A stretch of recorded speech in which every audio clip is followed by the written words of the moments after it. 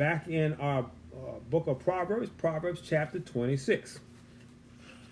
And as we had stated last week, that the Proverbs, starting at Proverbs 25, if you remember, Proverbs 25 opens up by saying, "These are also Proverbs of Solomon, which the men of Hezekiah, king of Judah, copied out." So what we're still going through here are some of the Proverbs that people have put in a collection along with what was already put together and assembled by Solomon. There were others that said, well, there's some Solomon Proverbs that I want to add. And a lot of them they added, and they were still already in there. So we're going to get a repeat on some of these. All right. So it's just good to know how these particular Proverbs in chapter 25 and 26, and I think 27 too, but I have to double check that, were assembled. Now, what that means is they were assembled with a purpose. There's a reason for the order. There's a reason why they put one in front of the other. And so we try to identify that, see if there's some meaning behind that as well, and see what we can pull out of the arrangement of these particular Psalms. So with that being said, let's go ahead and get the reading in. Let's take a listen. Proverbs chapter 26. Here we go. Chapter 26. As snow in summer, and as rain in harvest, so honor is not seemly for a fool. As the bird by wandering, as the swallow by flying, so the curse causeless shall not come. A whip for the horse, a bridle for the ass, and a rod for the fool's back. Answer not a fool according to his folly, lest thou also be like unto him. Answer a fool according to his folly, lest he be wise in his own conceit. He that sendeth a message by the hand of a fool cutteth off the feet and drinketh damage. The legs of the lame are not equal, so is a parable in the mouth of fools. As he that bindeth a stone in a sling, so is he that giveth honor to a fool. As a thorn goeth up into the hand of a drunkard, so is a parable in the mouth of fools. The great God that formed all things both rewardeth the fool and rewardeth transgressors. As a dog returneth to his vomit, so a fool returneth to his folly. Seest thou a man wise in his own conceit? There is more hope of a fool than of him. The slothful man saith, There is a lion in the way, a lion is in the streets. As the door turneth upon his hinges, so doth the slothful upon his bed. The slothful hideth his hand in his bosom. It grieveth him to bring it again to his mouth. The sluggard is wiser in his own conceit than 7 men that can render a reason. He that passeth by and meddleth with strife belonging not to him is like one that taketh a dog by the ears. As a madman who casteth firebrands, arrows, and death, so is the man that deceiveth his neighbor and saith, Am not I in sport? Where no wood is, there the fire goeth out. So where there is no talebearer, the strife ceaseth. As coals are to burning coals, and wood to fire, so is a contentious man to kindle strife. The words of a talebearer are as wounds, and they go down into the innermost parts of the belly. Burning lips and a wicked heart are like a potsherd covered with silver dross. He that hateth dissembleth with his lips, and layeth up deceit within him. When he speaketh fair, believe him not, for there are 7 abominations in his heart. Whose hatred is covered by deceit, his wickedness shall be shown before the whole congregation. Whoso diggeth a pit shall fall therein, and he that rolleth a stone, it will return upon him. A lying tongue hateth those that are afflicted by it, and a flattering mouth worketh ruin. All right. So there we go. Once again, Hello, everyone. Sorry. Hey, Kim. How you doing? I'm good. Well, good evening. All right. So, and we're on Proverbs chapter 26. Okay, thank you. You're welcome. And so, as you can see here, Proverbs chapter 26, as I stated, was assembled by the men of King Hezekiah, 25 and 26, And what we see here, they had a subject matter in mind here. They went and found all the proverbs they could find about fools and wicked people and people that just act out of the ordinary. They're not acting proper and normal. And they put these all in one collection here. And so the beautiful thing about it is you can see all of the damage that can happen when we get outside of the purposes of God. The scripture says, and it's not here, but I'll just add this one to it, since there's going to be a lot of discussion about the fool, so we can identify what is a fool. Fool have said in his heart, there's no God. Exactly. A fool is the individual that will not believe in God. They can look at the sun in the sky, the stars, they can see, and they're not going to believe it. They're going to find some other reason. Now, a fool doesn't have to be stupid. He just has to ignore the evidence that was given. There's a lot of very impressive, well-spoken people that speak foolish stuff. Right. But then we're also going to see some other aspects about the nature of a fool, and we'll see some dualism as to how do you work with a person that's like this. No matter how much God speaks to them, no matter how much God shows them, they won't believe. All right? And it's not so much that they don't, like there's some people that believe there's a God. Like the devil is not a fool. The devil knows there's a God. He's just wicked. And we're going to talk about wickedness too. All right. So the key here is that you can't even get started if you don't look at your surroundings and recognize there must be something greater than me. Because I didn't do it. My daddy didn't make this. My brother didn't make this. My next door neighbor didn't do this. My grandpa didn't set this up. He didn't create the world. So who did it then?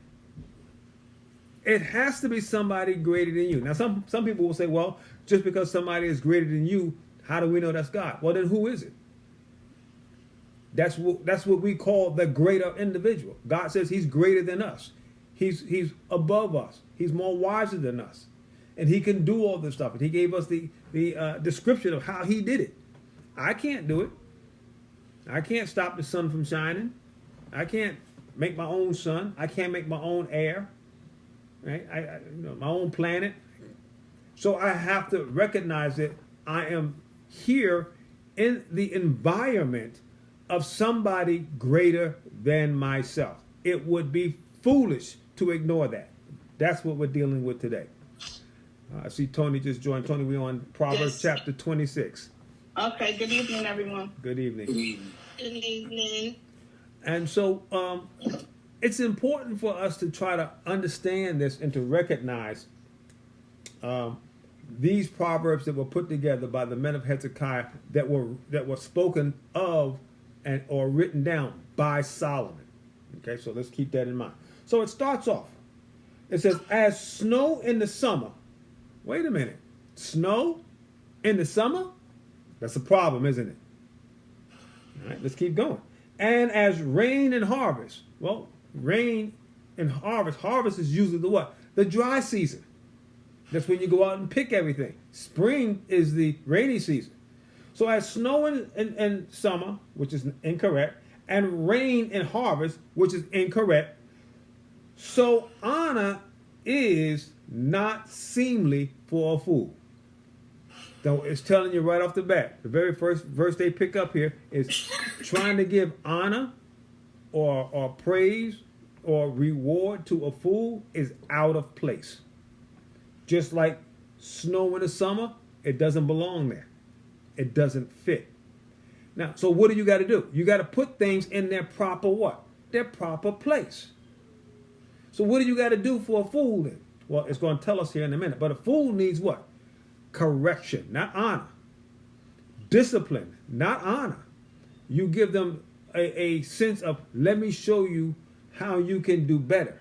Let me show you how you can correct. Let me show you how you can improve. Let me show you how you can be more consistent in doing what's right. All right. So they keep going. Look at verse 2. As a bird by wandering, and as a swallow by flying, so curseth, causes careless shall not come. All right. So the aspect here is saying that, like a bird that is wandering. You ever see birds that are flying, and especially you see this when they're flying in wind. They're trying to go and they can't really get where they're trying to get to because they have what? Something opposing them. All right. You see a swallow when it's trying to fly. All right. So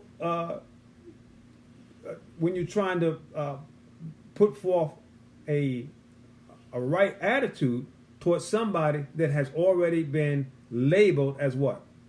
Wrong. Labeled as a fool. Sometimes you have to believe what people say, what they show you. When they show you that, well, you know what? I am one that will lie. And they lie all the time, and they continue to lie. What you should do is what? Believe them. Well, you know, they're not really this, they're not really... No, believe it. Now, here's the other thing. Not only should people believe them, but you yourself need to believe what you are showing you. What are you doing? Like sometimes you ever have something that you say that you don't want to do, but then you end up what? Doing it anyway? You got to believe, well, this is what I do. You know, I know. I'm going back to my potato chips now. Y'all know that, right? I know potato chips are not good for you. But somehow or another, they end up in the house. Now, my wife ain't here, so I can blame her. I don't buy them. She be buying them. But Haywood said, you threw Penny under the bus. I owe you one. But because they're in the house, guess what I end up doing? Now, that's something that's kind of, playful and minor. But the point I'm trying to make here is there was a lot of things that you know you shouldn't do. And when you continue to do that, then you got to say, I'm a person that will do this. Label yourself appropriately. All right? And you'll find that then once you know what you are, you can then know how to address it. If you say, I'm a person that will lie, or I'm a person that will steal, or I'm a person that has anger problems, or if I'm a person that feels victimized a lot, whatever your personality is that you're trying to correct, label it properly. So then you can acknowledge it and begin to fix it.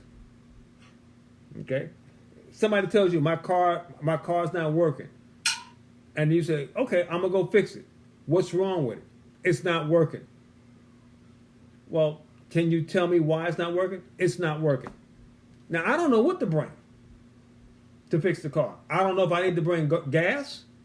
Do I need to bring a tire because you got a flat tire? Do I need to bring a battery because the car won't turn over? If you don't tell me what it is, I don't know what it is to bring. So giving more details, and that's the same thing with us. The more detail the Word of God can give to us, the better we can then go to God and say, God, this is what I need. Somebody says my car's not working, and they say, I ran out of gas. I know before I even get to the car, I need to go where? First, to the gas station. To go in and get some gas to put in it. So the more information you can get about yourself, the better you will be able to identify what you need to bring to God in prayer and ask God. Now, look what it says here in verse 3. A whip for a what? For a horse. Well, why are you bringing a whip for a horse? Because that's what, even when you watch horse racing today, they still have the whip, hitting the horse. Right? Why? To make them move. All right? I don't know a whole lot about horses, but obviously it must be something that works. A bridle for an ass or a donkey. Why? Because you got to make a donkey go. You want him to go to the left or the right. You can't suggest to a donkey. Why? Because donkeys are stubborn. So if you want him to go to the left, guess what you got to do? You got to turn his head to the left to get him to go that way when you're talking about working an animal. All right. And a rod for the fool's bag. And what this is saying here is so important. it says you can't convince a person when they are operating in foolishness. You can't give a good argument. You can't bring facts. You can't bring illustrations. What this particular verse is saying here is that a fool has to suffer the consequences. They gotta feel the pain. Then they'll get it. You can tell them all day, don't do this because that's going to cause you a problem. And you can tell them, you told them yesterday, you tell them today, and you tell them again tomorrow, but they're going to still do it. They have to experience the pain. And so what we want to do, and you say, well, my goodness, what can you do for a fool? Nothing. The only thing you can do for a fool is to have him or her to stop being a fool. But how do you do that? You got to call on God. Because a fool has said in his heart, there what? Is no God. So to stop being a fool, you need to do what? Call on God. And like I said, you don't have to be ignorant to be a fool. There's a lot of very intelligent people, all right, that still can't get things right. Now look at how, and I'm continuously pointing out how these men of King Hezekiah put these particular proverbs together. Because look at the next two that they put together. All right? Verse 4. Answer not a fool according to his folly, lest thou also be like unto him. So it says, you don't answer a fool according to his folly, or you will be similar to a fool. All right, keep that in mind, and let's go on to verse 5. Answer a fool according to his folly, lest he be wise in his own conceit.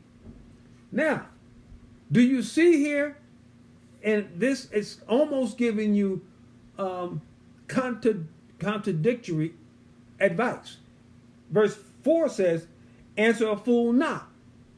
Answer not a fool. Verse 5 says, answer a fool.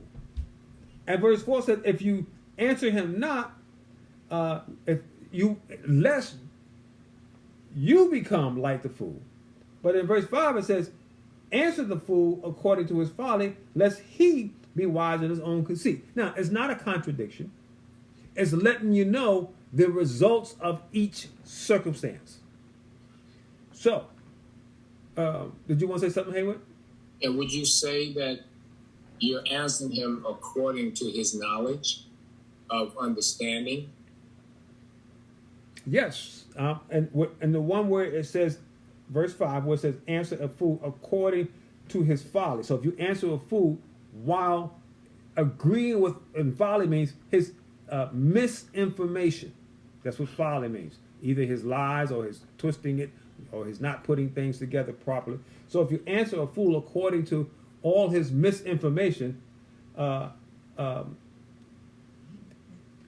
says, lest he be wise in his own conceit. So you have to correct his what? His misinformation. What do we have today that is so prevalent, and a lot of people talk about it? It's false news, misdirected, fake news, and all that kind of stuff that's going on. And so if you don't correct it, then they're going to believe that, lest he be wise in his own conceit, they're going to believe, well, I guess what I'm saying must be right then. Nobody is correcting me. If a fool walks up to you and says, 2 plus 2 is 7, and nobody corrects him, it must be right. Now, but let's back up and go to 4. It says, answer not a fool according to his folly, lest thou be like unto him. So now when you answer him and you giving him an answer and he's thinking, oh, well, you must think that what I'm saying is important and you're giving me attention. And you say, well, now, wait a minute. Wait, I'm confused here. Which one of these should I do?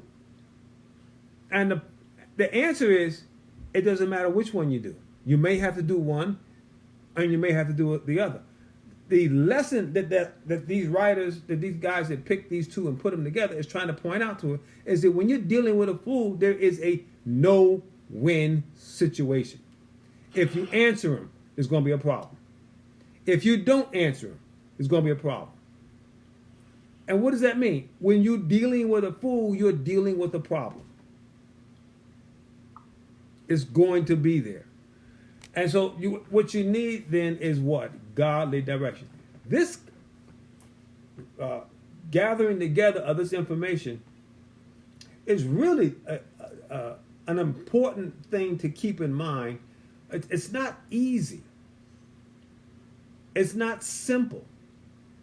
All right? To find an answer to deal with somebody that is continuously talking about things they believe, but talking about it with the understanding that there is no God.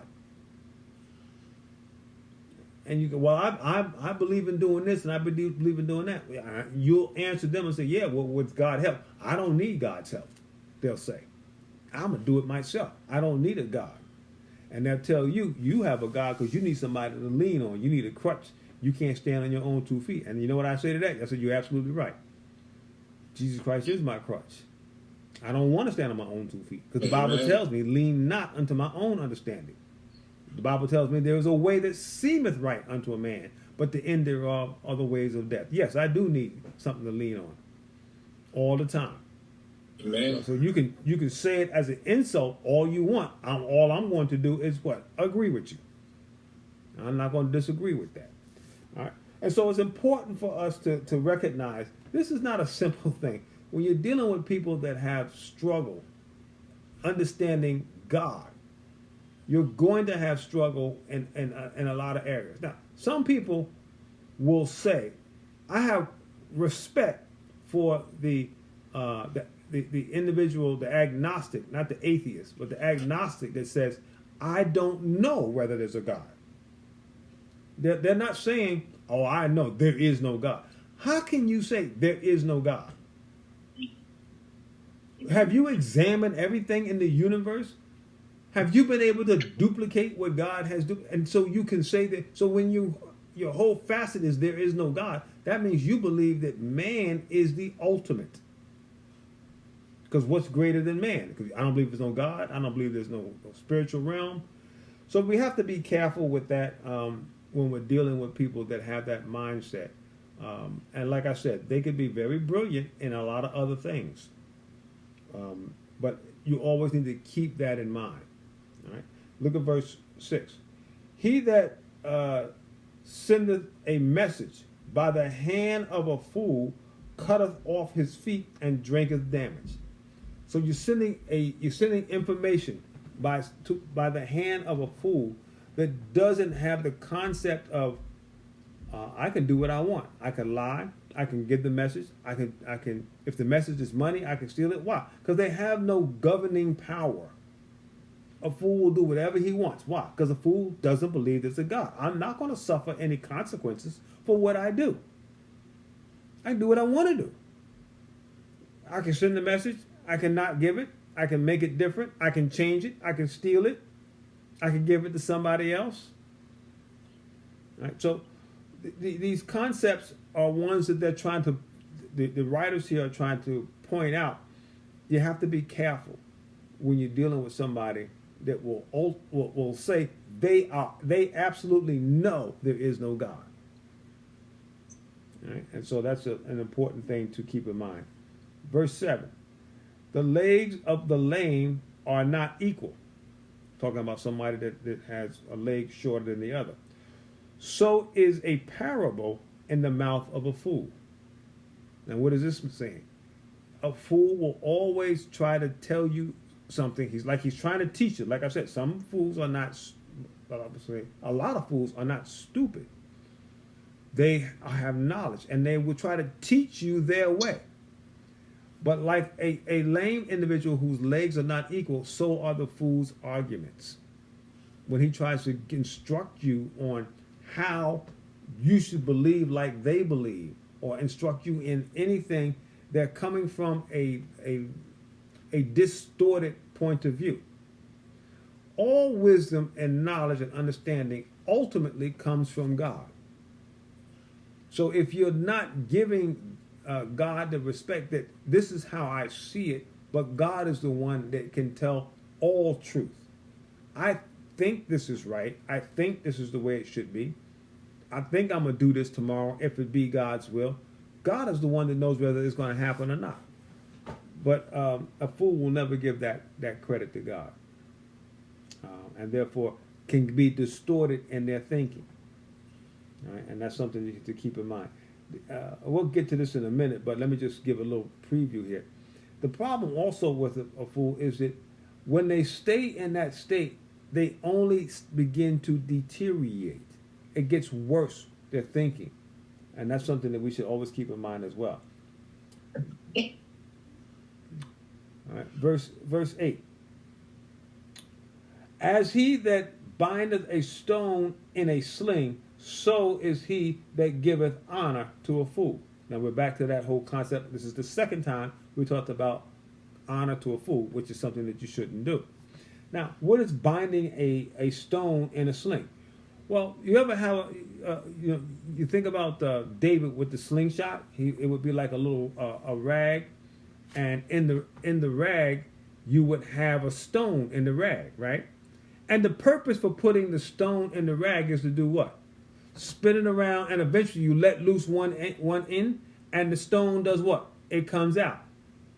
Now, if you take the stone and you bind it in the sling, and you swing it around and you let it go, and the rock don't come out, guess what's going to happen with the rock?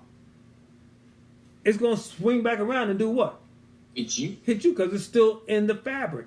Now, let's go to kind of the slingshots we may remember when we were kids. Remember, we used to get the tree branch that had the little Y, and you would put the little screws or the nails in it and get the rubber bands, and you would put that on there, and you would then get a rock, put a little pouch on the end of that rubber band, and you pull the rubber band back, right? And you let it go. And as long as the rock is not bound into the cloth that it's holding, the rock will do what? It will go out. But if you bind that in there, if you glue it and tape it, that rock, it's going to go out and it's going to come back, what? With the rock still in it. So what does that do? It means you're doing your own self-damage. And that's what he's trying to point out. When you, it says, so is he that giveth honor to a fool. When you're trying to give honor to somebody that you know does not deserve it. And why do people do that? They do it for what? We call it back in the day sucking up. Remember those phraseologies? I'm just, you try, and you trying to either bribe or get in the favor of somebody for your own personal gain. And the problem is, the scripture is saying fools do that. Christine, I see you have joined. Good to see you. We're in Proverbs chapter 26 in the Bible. And we're going through, we're at verse 8 now. For those of you who don't know, Christina is the daughter of my brother, my niece that passed. I'm glad to have her here. All right. And so verse 9, it says, as a thorn goeth up into the hand of a drunkard, so is the parable in the mouth of a fool. So once again, I told you, this whole chapter, they're focusing on people that have off thinking when it comes to God. The definition that the Bible gives of a fool, once again, a person that says there is no God. All right? How he can know that, how he can prove it, I don't know. But that's why the Bible calls that individual a fool. Now, look at this particular one, verse 9. As a thorn goeth up into the hand of a drunkard. So why is a thorn going into the hand of somebody that's drunk? Because he's not able to do what? Pay attention. He's not focusing. He's not thinking. He's walking by this thorn bush, and he's just looking and thinking, and he grabs it. Not in his sober mind, he knows you don't grab a thorn bush. Right? It's one of the most beautiful and sweet-smelling flowers there is a rose. But if you see a live rose planted in the ground, you don't walk up and just grab it and hug it. You're going to get stuck all over the place. Why? Because roses have what in them? Thorns. And so you have to have awareness, cognitive, that something that looks good has to be handled, what? Properly. Well, a person that's drunk doesn't have that cognitive thinking. The minute he sees something, oh, I'm going to go grab that, and then you get the thorns in the hand. Now, the comparison is what's important. He says here, so is a parable in the mouth of a fool. So when a fool is trying to do what? Teach you something using a parable, it's not going to come out right. It's going to come out all, and it's going to do what? More harm than good. So that's why you got to watch who you're talking to. People that have no regard at all for God because they don't believe that there is a God, you have to understand where their methodology or where their thinking is coming from. What are they trying to produce? What are they trying to gain?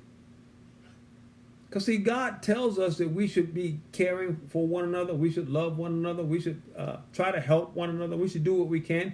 The Bible tells us that our behaviors should try to line up. The Bible also lets us know that we should forgive and that we should learn to do well. But if a person doesn't believe in that, if they don't believe in the Word of God, then they have to become a God to themselves. I'm going to do what I think I want to do, regardless as to how anybody else feels. So that speaks of drunken thinking. I'm not going to think like God. The Word of God helps you think soberly. If you're thinking like God wants you to think, you are thinking soberly. But if you're thinking out of your own self-interest, your thinking is warped, or it's like as though you were drunken. Verse 10, let's move on. The great God that formed all things both rewards the fool and rewardeth the transgressor. Now, there's a whole lot in this verse. Look at what it says. The great God. So what does that mean? That's the God of gods. That's the Lord of lords. That formed all things.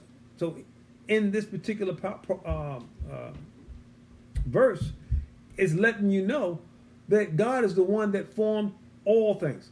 What about some things or most things? All things. And that's the problem that a lot of people have, and why they get labeled as foolish, because they be like, I don't believe that God did all of this. I don't see that. And then I don't understand why God, if he did all this, why we have all these different issues and problems and certain. Well, that's because you haven't come to God and asked God to show you and help you to understand why we go through these difficulties. It's never easy, but there is a plan. The Bible tells us that we are all going back to the dust. The Bible tells me that they that live godly shall what? Suffer persecution. But it's not for eternity. Jesus said, don't lay up your treasure here on earth where robber breaks in and where moth goes in and corrupts. But set your treasure for what? Things that are above. You have to set your heart on heavenly treasure. Then you will get the reward. Some treasure here, some good things here, but ultimately it's the eternal life. Right? That's the thing we got to remember, because we're all going to go into eternity. And it's what you carry there that's going to matter. And some people say, well, I can't bring anything. Yeah, you can bring Jesus with you. That's what you can bring. All right? And so he says in verse 10, just to finish that one up, he says, the great God that formed all things both rewardeth the fool and rewardeth the transgressor. So what does that mean? God is that merciful. Even though a fool and a transgressor will act that way, he will give them options to reward them. Now, here's the thing. The reward means both things. Sometimes you get a reward of grace and you will get the reward of mercy. If you receive that, you will then get the reward of eternal life. But if you don't receive it, then you get the reward of the wrath of God, which nobody wants. And God doesn't want it. The Bible says that God does not take pleasure in the death of a sinner. So we got to make sure that we are seeking God in all that we do, not because we're perfect, not because we don't make mistakes, but because we recognize the thing you just don't want to be. You can make mistakes. You can get it wrong. Just don't be a person that says there is no God. Don't be a fool. Okay? Verse 11. As a dog returneth to his vomit, so a fool returneth to his folly. That's sad. All right? An individual that returns to that which he knows is not good for them. See, the reason why the dog vomited out what he vomited out is because it did not agree with his internal being. The internal aspects of the dog said, nope, this cannot stay here. And it throws it out. But then the dog will be like, I know my body says it don't belong here, but I'm going to go back and eat it again anyway. That's pretty sad.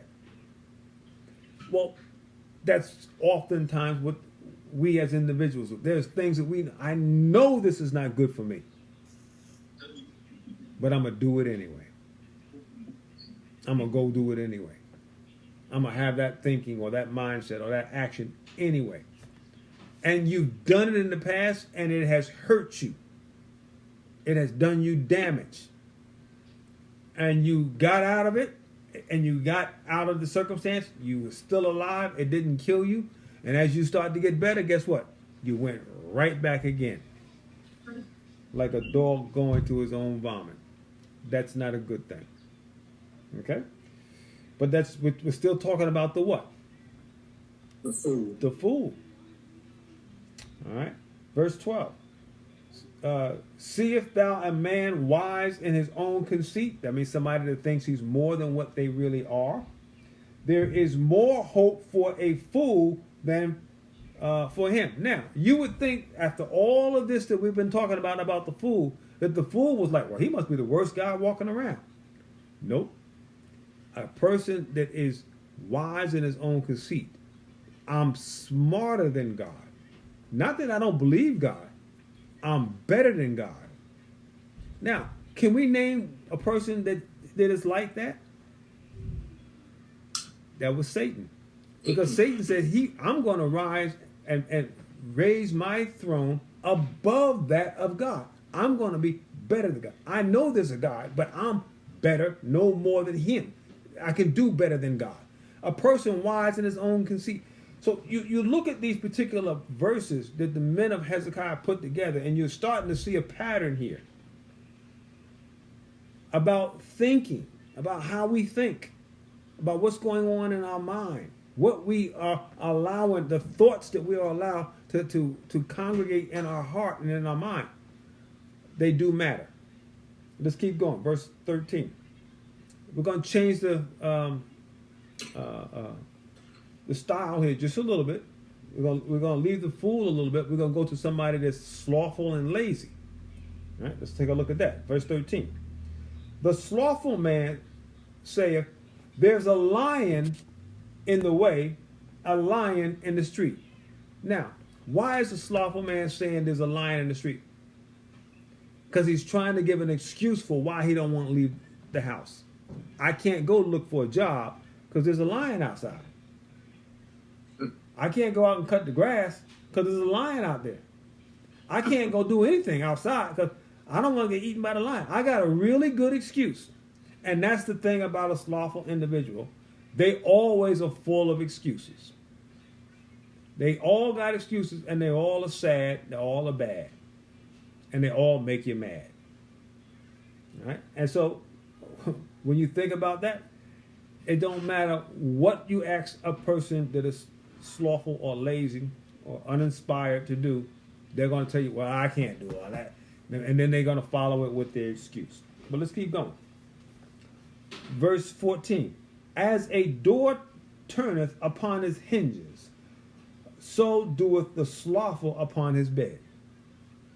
All right. Now, you see the door on the hinge? That door be moving back and forth. But where does it actually go?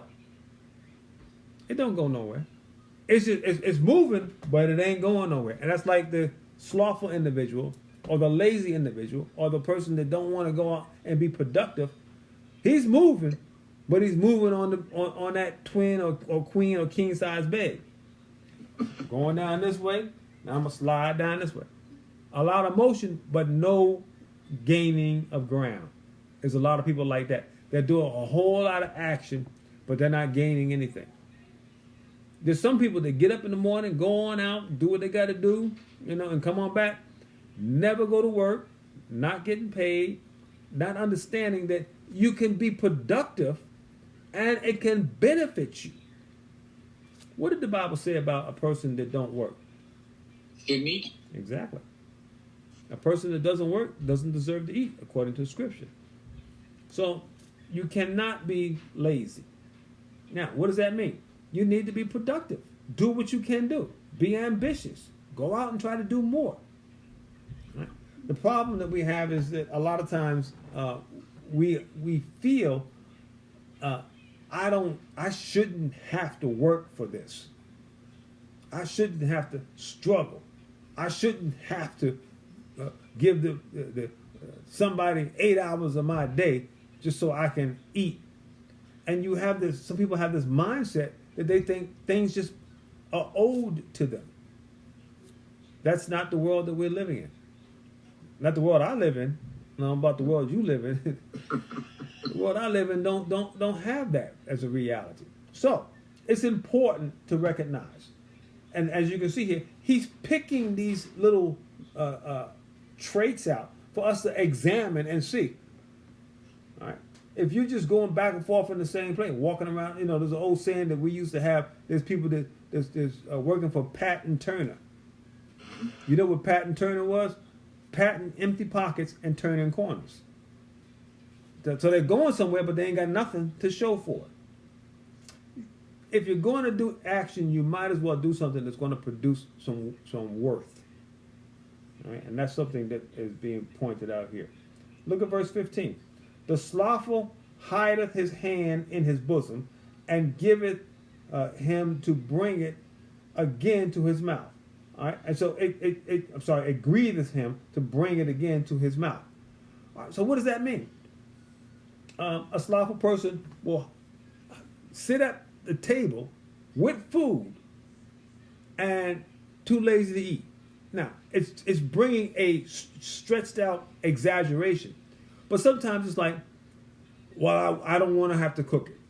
And why do you think fast food places are so popular and so abundant? Because people don't want to cook. Now, I remember back in the day,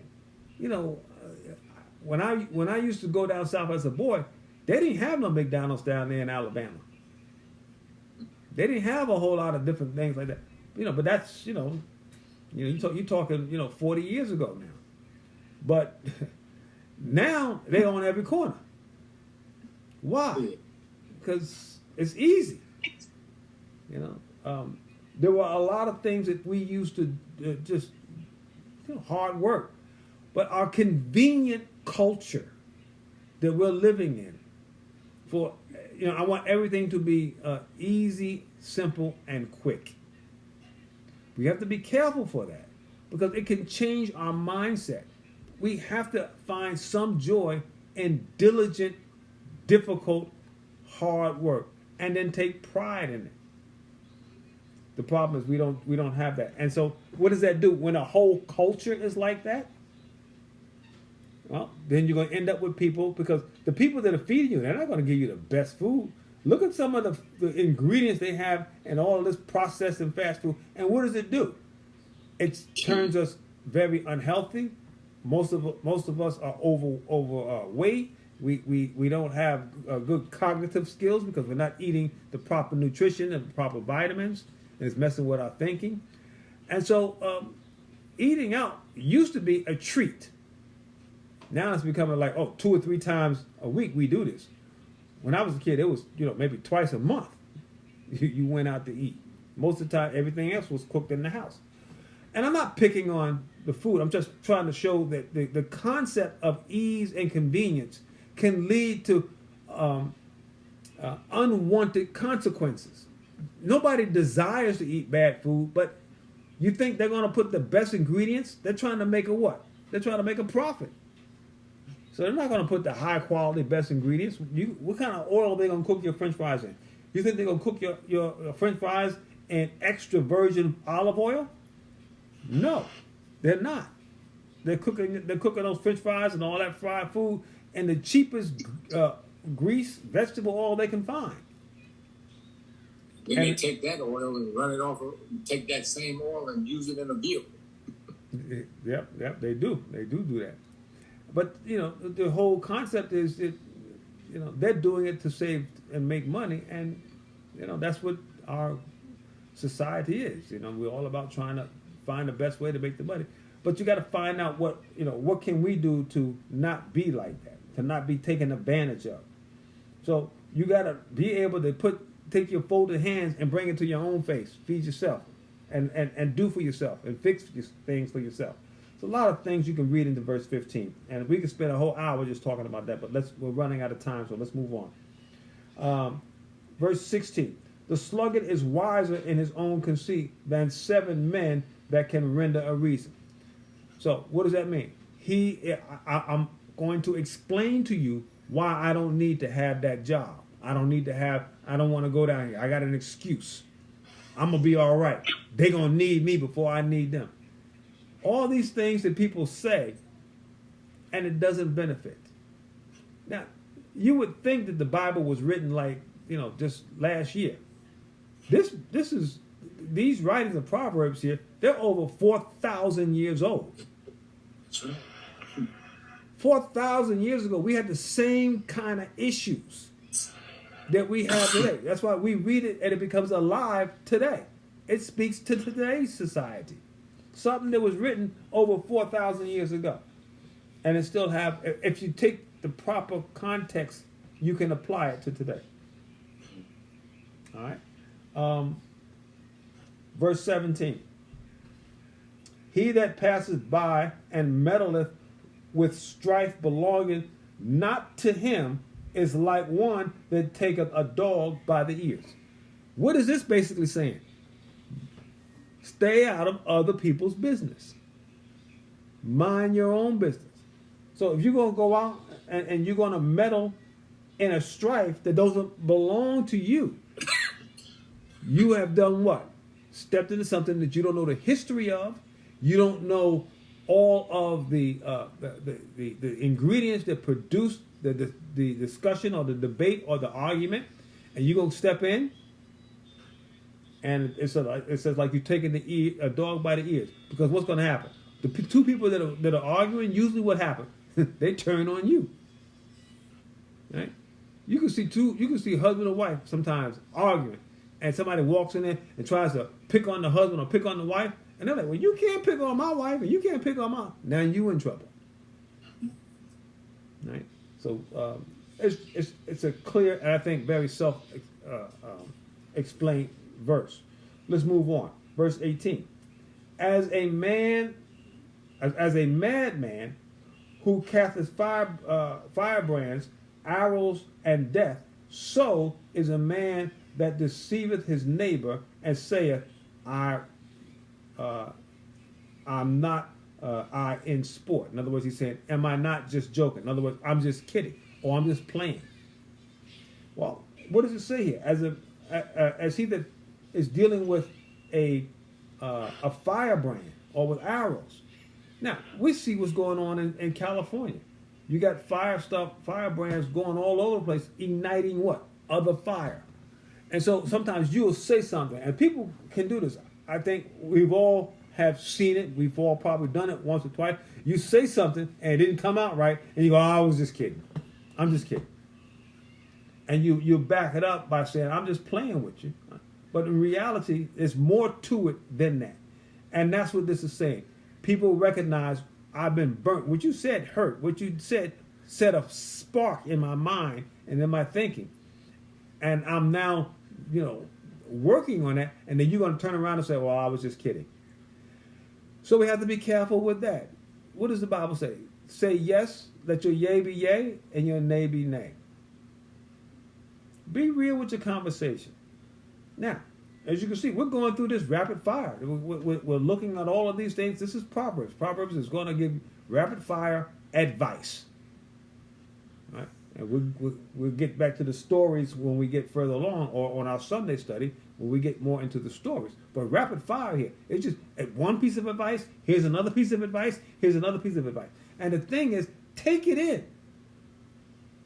You will see that it will be beneficial down the road. All right? You can say, well, I don't think I'm doing this right now. That's fine. That's good. And you to be commended for that. But take it in, because down the road you might have something where you might want to act on something that we see here or that we read here, and it will help guide you. That's what the Word of God is supposed to do. Be a guide. All right. Let's go to verse 20. Where no wood is, there the fire goes out. Why does the fire go out when there's no wood? There's nothing left to consume. Okay, let's keep reading. So where there is no talebearer, the strife ceases. What's a talebearer?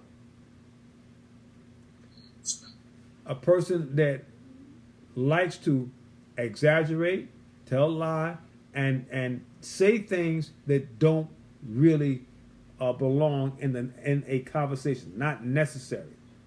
So they'll say things like, "Oh, so and so said something about your mama." Well, why are you saying it to the guy that he said something about your mama? Because you're trying to do what? You're trying to produce a strife. A talebearer is somebody that tells things for the action, for the consequence he wants to see. I want to stir things up. I'm trying to start trouble. That's the purpose of a talebearer. Can I get in here and say something that's going to really stir you up? Now, there are certain things that we can say that I know if I say certain things, it's going to cause a reaction to certain people. You know the buttons. You know the old saying, this guy continues to push my buttons. All right, well, you got to be careful with that, because sometimes you can be the button pusher, or sometimes you can be the one that are getting their buttons pushed. And then how do you react? And it works both ways.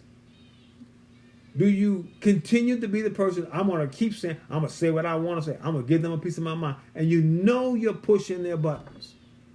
You know they're going to get upset.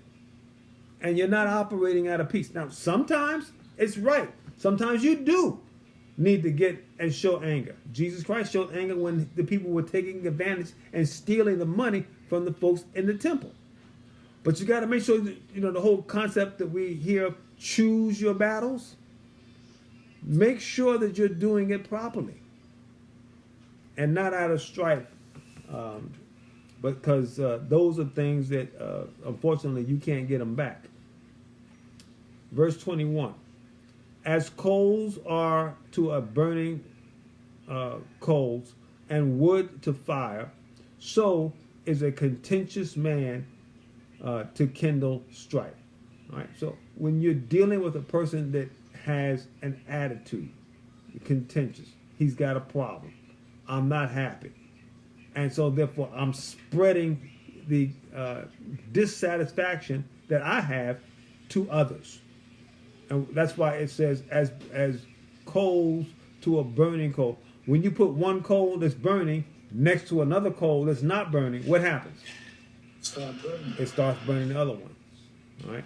And so it says like wood to fire. You have fire and you got wood. You put them together, the wood's going to be on fire. And so a contentious person, I got an attitude about a certain thing, and I'm going to keep talking until you have the same attitude. Be careful with that. That's not the way that we should be. And according to this, we should be aware of it, to be wise enough not to have it in our own mind, but also when we see it operating in others. Sometimes you just got to walk away from things. You just got, it's time for me to go. It's time for me. I used to tell my kids when they got old enough to where I said, okay, I'm gonna let you go to this party here. You said you want to go to this person's house. They have. I said, but listen, you're not the one running it. You don't have to turn out the lights. That means you don't have to be the last one leaving. Know when it's time to leave. Right? I used to always tell them that. Don't just hang out there till ain't nothing. Ain't nobody else there but you and one other two people. No, leave while you don't got to be the one turning off the lights. Get on out of there. Sometimes they listened, sometimes they didn't. But guess what? When I was young, there was some parties I stayed too long. Because why? Because we all have that scorner in us, and we got to learn by what? You got to learn by example. And sometimes it's sad.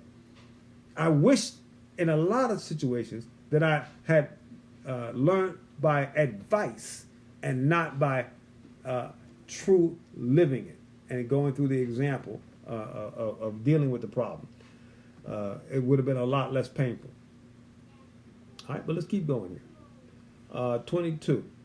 The words of a talebearer, that's a person that's got a whole lot to say, but most of it ain't true, and most of it ain't for helpful purposes. The words of a talebearer, you know what's another word for a talebearer? Gossip. A gossiper. Right? So you can take that and put it there. If you say words of a talebearer or the words of a gossiper are as wounds, and they go down into the innermost parts of the belly. There's certain people that can say things about you, gossiping, saying things, not trying to help, that can really hurt you deep. Why would somebody say this about me? Even though it's that it's not a false thing, it's kind of true, but why would somebody repeat it? Because they're a gossiper. Right? So, I remember, I think I told y'all that story about the two preachers that went out of town, or the three preachers that went out of town, and they were confessing to each other about their sins. And one preacher said, I have to admit, I get drunk, and I go out of town, and I get drunk, and I get myself together, and I come back in town, and I'm okay. And the other preacher said, well, since you're telling your story, let me tell you mine. I have a problem. I go out, and I get a prostitute. And I stay with them for a couple of days, and then before I get myself together, and I go back out, back into town, and I get myself together, and I'm good. And so then they looked at the other guy and said, well, what's your problem? He goes, well, I'm a gossip. Or I can't keep anything I hear. Everything I hear, I go and tell, and I can't wait to get out of here. So when you got to recognize a talebearer is going to say things not because he's trying to make the other person better. He can't hold on to news, especially juicy news. I got to tell somebody. It's almost like they're addicted to keeping stuff quiet. And the Bible points this out about that nature of a talebearer. We don't want to be that. Don't be a person that carries garbage from one ear to another. And don't allow people to bring you garbage and you listen to it. You're not a garbage can. You're a child of God. And that's what you got to make sure that you allow. All right, I'm going to go through the rest of this kind of quick because we are out of time. Verse 23, burning lips and a wicked heart are like a potsherd covered with silver. Now, this is speaking about the burning lips and a wicked heart. Burning lips is somebody that, once again, always got to say something, doesn't care if it's right or wrong. And a wicked heart, in the heart, they're not good. And they talk about it's like a potsherd covered with silver dross. What that is when you melt silver, the impurities of the silver do what? Go to the top. And you got to scrape off that dross. That's worthless, the stuff you scrape off. But it still looks silver. And some people would take that and try to mold it and form it into something that looks like it's something of silver. It's got a little silver in it, but it's not real, true, solid silver. Well, that's the same thing when a person's got burning lips. He's telling you something, but it ain't all real true what it's supposed to be. A wicked heart, they may have things that they're trying to think about and do, but it ain't coming from a good and truthful place. Verse 24. He that hateth dissimulation with his lips, and lieth upon deceit within him. It's basically saying the same thing. When you have dissimulation, when you have out of order, when you're laying up deceit, when you have things that are not right, you're getting the cart before the horse. You're not talking properly. Why? Because a person that's a talebearer, a person with burning lips, a person that's a gossip, all they want to do is regurgitate information. It's almost like they're vomiting out information just so they can say, I told so-and-so and I did. For what purpose? What do you gain? What does gossiping gain you? Other than you trying to make another person look worse than yourself. And it doesn't actually make you better. And we have to be careful with that. Because we all can get caught up in that. Ooh. And sometimes it's a thing where everybody's jumping on a bandwagon. It's like everybody's picking on this particular person today. So let me jump. Well, let me tell you what he did to me one day. Let me tell you. And we got to be careful with that. Those are things that can happen easily if we allow it to happen. All right, 25. When he speaketh fair, believe him not, for there are 7 abominations in his heart. So when you have this person that's speaking with this kind of mindset, do not believe them, because it says there are 7 issues, and there could be 7 spirits of lying and deceit in the individual. They don't care about telling the truth. They care about people being impressed that they're able to say something, or they know something, or they have information. It's never a sense where you can have something that's building. All right, it's just an abomination. And an abomination means something that God cannot use at all. All right, we're finishing up verse 26. Who hateth his covering by deceit, his wickedness shall be showed before the whole congregation. Ultimately, those that have this kind of hatred, this kind of action, will be exposed. It will be shown in front of the whole congregation. In other words, people will see it. They will be able to identify the problem. All right, 27. Whoso diggeth a pit shall fall therein, and he that rolleth a stone will return unto him. Now, digging a pit, what does that speak of? Well, back in the day, remember, this is 4,000 years old. They would dig a pit covered with some loose branches and stuff, so you couldn't see it. And then animals would run across the pit and they'd fall in it. That's one way they would catch the animals. But the problem is, sometimes people would fall in there. Right? And that's a problem. That was an issue. And so a lot of times, you have to make sure that you have it designated so people that have intelligence can tell that's a pit, but the animal that didn't have the common sense would not know. Well, some people never did that, and they would cause problems. But it's saying this is what these kind of conversations, these kind of situations of people speaking and being a talebearer, being a gossiper, speaking out of a wicked heart, utilizing deceit, they're like this. They're like a pit that people fall in, and a stone that goes rolling. One of the other things that they would do if they had a herd down, you have a stone on a hill and you'd push it down, and that stone would just roll, and maybe that stone would hit one of the animals that were trying to run away, and you could catch it. They didn't have bullets back in the day. They didn't have, but they could get a big old stone, carry it up a hill and roll it down, and it would roll over and smash something. But now the problem is, if you're smashing the animal that you're trying to capture for food, but sometimes it would roll over something that's valuable. Sometimes it would roll over another human being. And so those are things that they had to watch out for. But why are we comparing this? That's what a talebearer, that's what a gossiper is like. They just roll stuff out there and have no idea where it's going to go and who it's going to hurt. So we have to be very, very careful with that. Finally, a lying tongue hateth those that are afflicted by it, and the flattering mouth worketh ruin. Lying tongue and flattery. Why do people flatter? They're trying to do what? Impress. And why would you need to impress somebody? Because you're trying to be more than you are. Right? And so we have to make sure that we have a humble spirit, that we can see things the way God sees them. I don't want people to think how I'm thinking. I want people to think how God's thinking. And therefore, I will give you what I have received from the Lord. Some people, I'm not good at doing that. I got to make things spectacular. I got to make things bigger than what they really are. I got to really just blow it up and make it all wonderful, so people will be like, wow, did you see that? Well, a lot of it is not true. It's flattery. Tell the truth. No matter how boring it may be, allow it to still be the truth. All right, we're going to stop there. I'm a bit past my time. I certainly apologize for that.